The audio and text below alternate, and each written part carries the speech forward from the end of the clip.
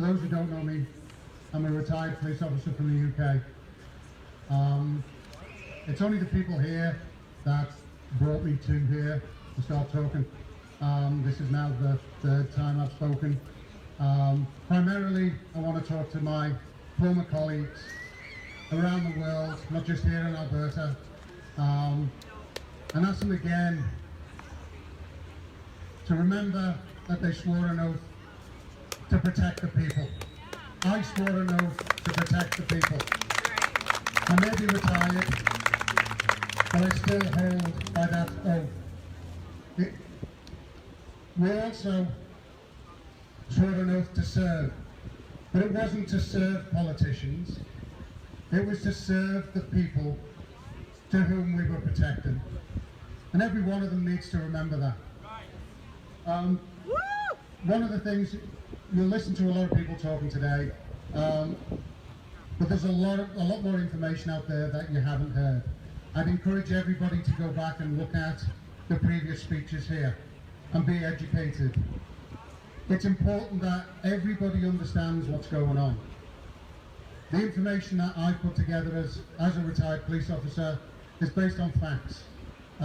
Everything I've put together and I've published throughout the world has been cross-referenced by thousands of people, from GCHQ, and you can look that up, to CSIS, to the RCMP, to the police throughout the world, to the armed forces, to medical professionals, to scientists.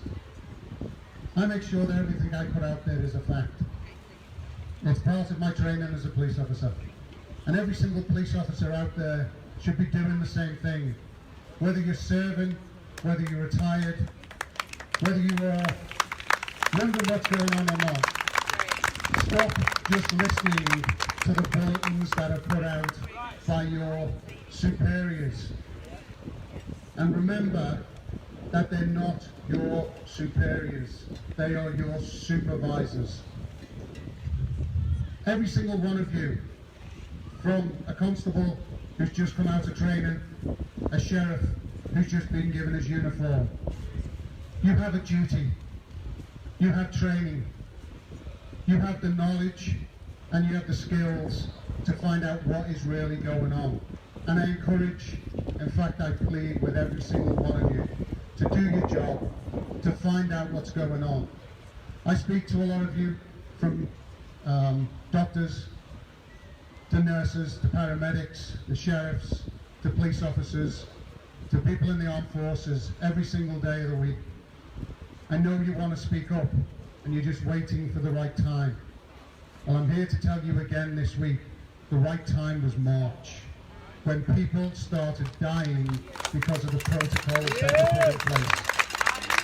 Protocols that were put in place without any authority. You have a duty to follow the law.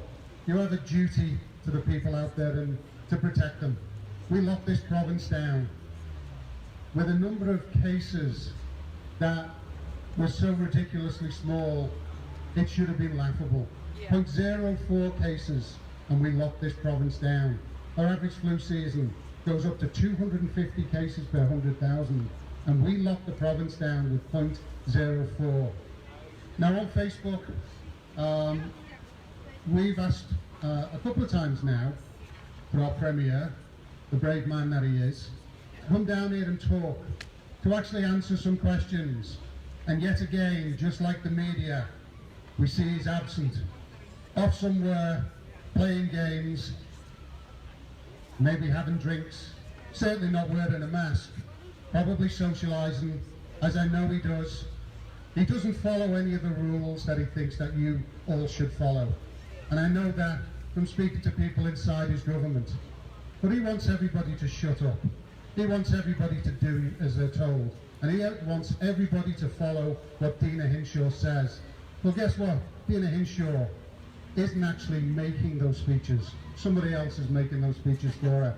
If you actually look around the world, you'll see that the same message is coming from every single government at the same time, every single week. We all know that no government can actually organise themselves inside a single department. They couldn't organise the proverbial drink, I will be polite, in a brewery. And yet suddenly, no matter what the political party is, no matter what they're all doing the exact same thing. And the police and doctors and nurses and paramedics, you're all following one set of information as if it was the only information out there. When did we stop questioning the information we got? When did we stop asking questions? When did we just start following orders? We've heard that before. It wasn't acceptable in the Nuremberg trials. It is not acceptable now. You have the skills, you have the training, and you have the duty to do more. I want to just say one thing from my past as a police officer. As a young officer, the beat that I used to work covered 2 facilities. One was a care home, and one was a hospice run by nuns. Every single day I went on duty, I made it my mission to go to both of those locations, to go inside them and show my face, to see those faces light up every single day that I went in there. I couldn't help them, the staff in there helped them. But just knowing that somebody cared and took the time to come in. So I'm going to ask EPS, Calgary Police Service, the RCMP, when was the last time since March you walked into a care home and looked and saw what was going on? When was the last time you actually went in to a school where and saw the children that are in masks? You'll notice that all the police officers that have been in schools for the last God knows how many years have suddenly been swapped out for a whole new new set of people who are just following orders. Last week there was supposed to be a young guy from a school coming down to give a speech. Sadly he couldn't make it. And the story he wanted to tell was how, as a 17-year-old, typically he'd be allowed to go off the school premises during his break. Right now, him and all his students' friends are not allowed off the premises. They're basically under house arrest from the minute they get there. The community officer from the RCMP that polices that school parks her vehicle across the car park and stops everybody coming out. So they tried to leave last time, and that RCMP officer, instead of actually checking on their safety, making sure that they were looked after, decided that she'd inspect the vehicle and see if she could find a ticket to give them. That's what community policing has come to now, and it's disgraceful. This is not what you joined the force for. And if you did join it to hand out tickets and be a power-hungry person, then for God's sake, please take the uniform off and go home. That's not what it means.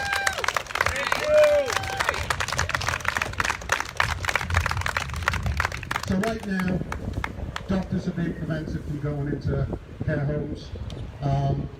We see horrors every single day that are in there. Even today, if you've got somebody in a care home and you've got some grandchildren, you will not be allowed, as free as everybody seems to think they are, you will not be allowed to go into that care home unless you're one of the government-approved 2 people that can see them. Is this how we treat our seniors? Is this how we treat our disabled people? Is this what the police join the police for? To actually allow this to happen, and not just allow it to happen, but to support it. People are dying in these care homes. Which brings me to one last point before I open the floor for some questions. If you're following the statistics that the government puts out, you'll have seen a week ago we had 7 people in ICU with COVID-19. When we originally started this in March, the steps that were taken to actually figure out if somebody had COVID-19 or not was a fair amount of diagnosis, tests, x-rays, CT scans. Now, the diagnosis for COVID-19 is as much as, have you got a cough? Have you got a runny nose? Then you must have COVID. Stay home. We're entering flu season, we're entering cold season, and you will not be diagnosed with anything else unless you force your healthcare professionals to diagnose you.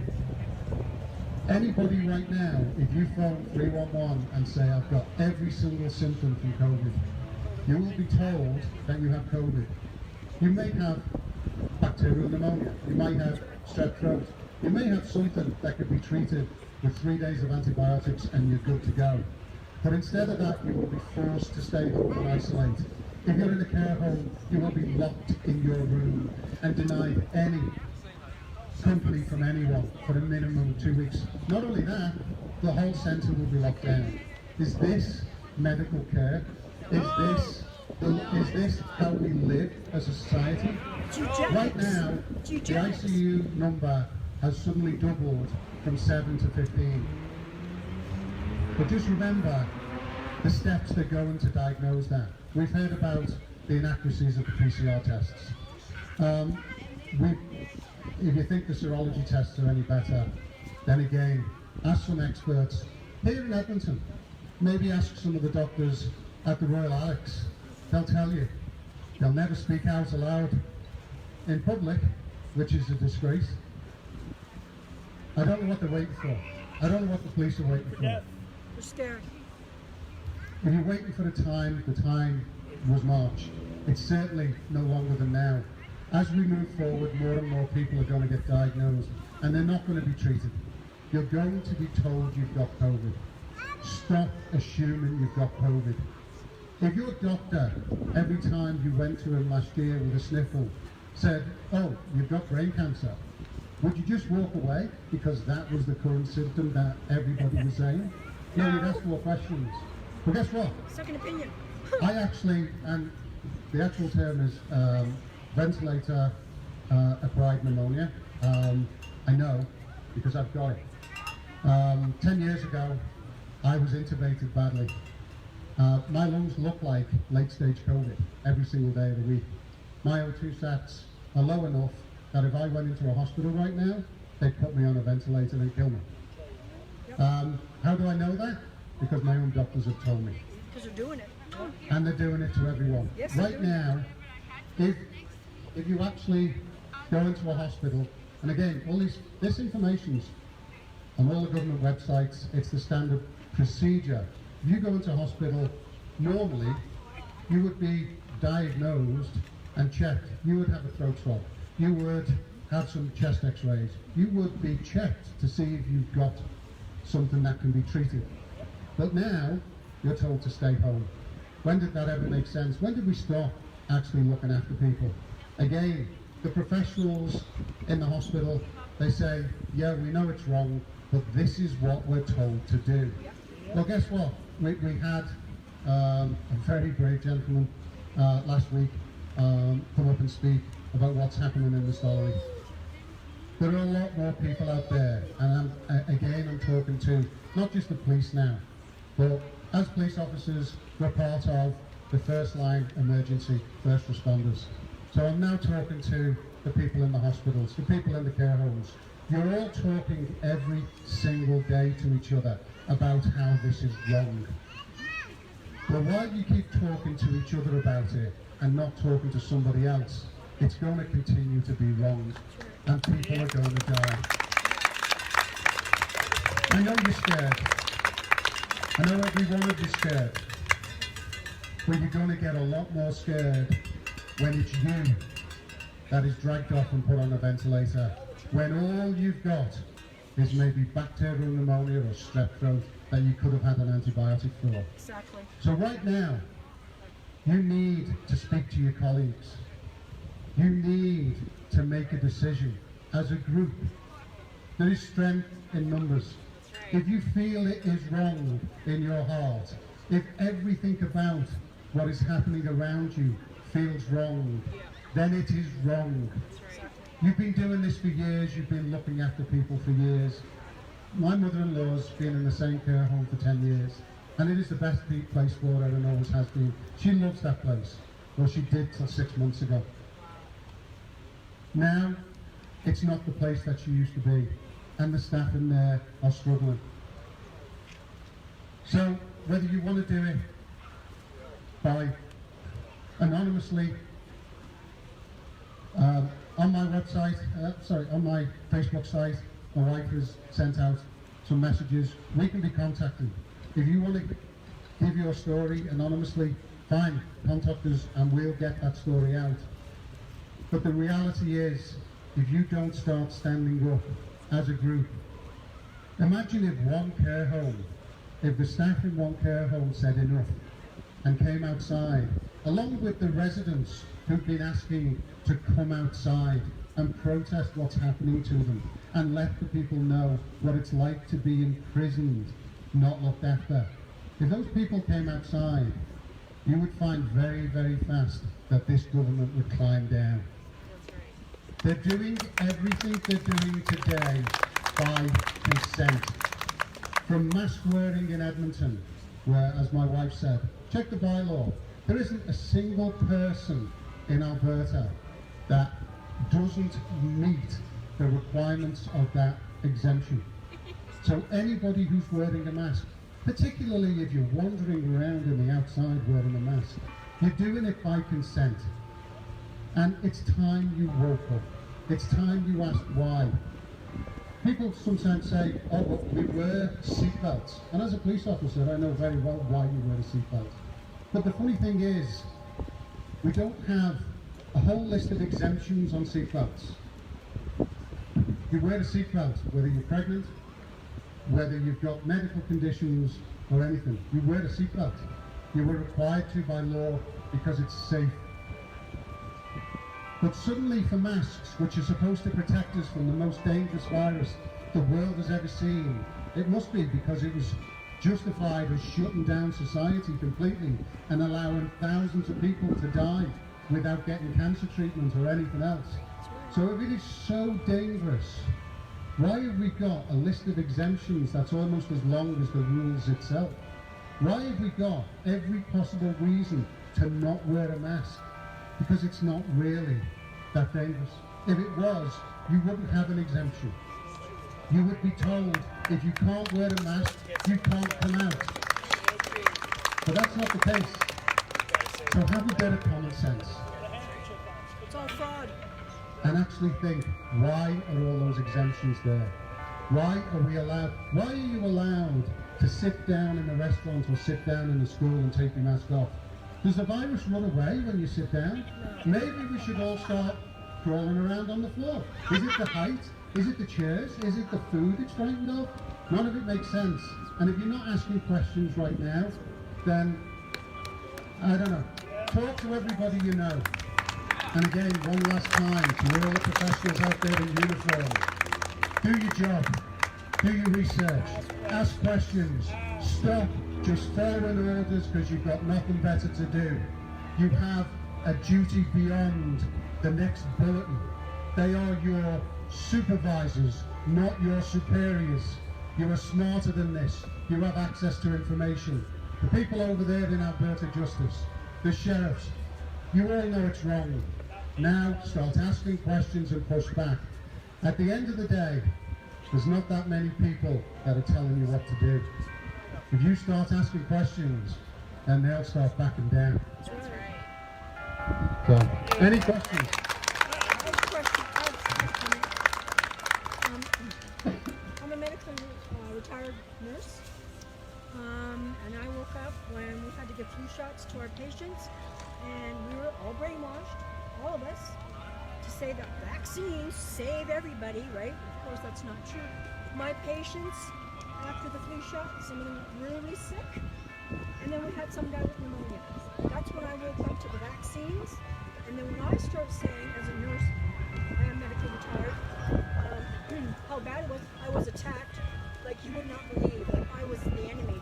Meanwhile, I was trying to help people, especially moms, not to vaccinate your children, because they give the same amount to a grown man that they do to a child. And they have fluoride, they have formaldehyde, they have mercury, they have aborted fetuses. They have so many kids are allergic to peanut butter. Why? When I grew up, we had peanut butter and jelly sandwich. Why? Because they grew it right on the peanut. That's why all our kids are now allergic peanut butter, and some of them have anaphylactic shock. It's wrong. And everything you said is true, but the only thing that you didn't mention was the tracing. The tracing is pure evil. It's so that everyone that has their Bluetooth on will be able to get traced. It will be downloaded in your phone. So they'll say, even if you don't get a swab, you will see as you're positive, even though you're not. You haven't even gone for a test. It's all eugenics. It's Agenda 21. It's to kill our freaking people. That's what this is about. Our old people. That's what this is about. And we need to realize that this cannot go on. This cannot go on. We have to come together as humanity and love each other and do the right thing, which is help our people, the ones that are able to. I have bad knees. I don't care. Even if I had a crawler, I would still come out and support what's right. As a nurse, as a former nurse, I don't care. I don't care how many people would attack me, and they will. I don't care. But we need to stop the tracing, we need to stop the lockdown, and we need to stop the ID 2020, which are going to be in the vaccines. It's the worst vaccine ever. No trials. We're going to be all be treated as lab rats, literally. This is the worst vaccine ever. Please don't take it. Tell everyone not to take it. My own family thinks I'm crazy. I don't care. Because this vaccine will undoubtedly, first of all, flus and colds, there's no cure. Never was. That's why we always say common cold. There's no cure. We do the symptoms. We provide treatments for the symptoms. There's no cure. That's why there's no cure for flus or colds. We treat the symptoms.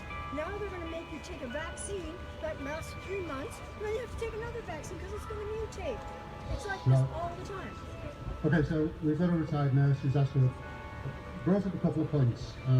I'm not going to get into details of whether you should or you shouldn't take a vaccine. That's a choice, which does bring us to one important point. Anybody who's got somebody in a care home right now, in June of this year, Dina Hinshaw ordered all the care homes to actually do asymptomatic testing on all the residents and staff. As part of that process, she has to obtain informed consent. But first of all, the consent that was requested was not informed. More importantly, on that informed consent, they also asked people back in June to, as soon as they were on the phone, could you just give us consent for the flu vaccine for your loved ones?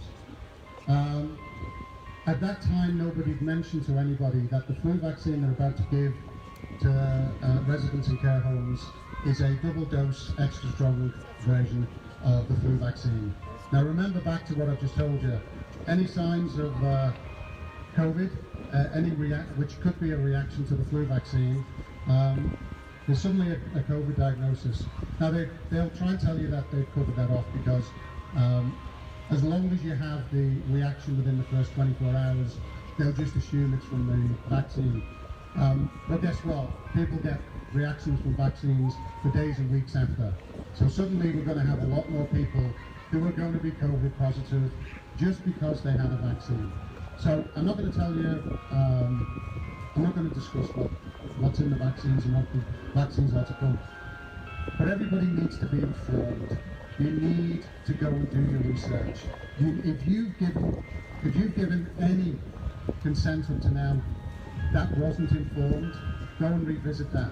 Go check before. Don't assume that the consent you've given was the right thing to do at the time. A lot of time has passed since then. And just one last thing in following up, just on the contact tracing. Yeah, that's my area of expertise. Come and look me up on LinkedIn and I'll tell you all about contact tracing and how it works. I've been lecturing on this for almost a decade internationally on that particular area. But that's a much bigger discussion. But I will say, do not install the app on your phone. Nope. Anyway, the bells are ringing. People want to go have a walk.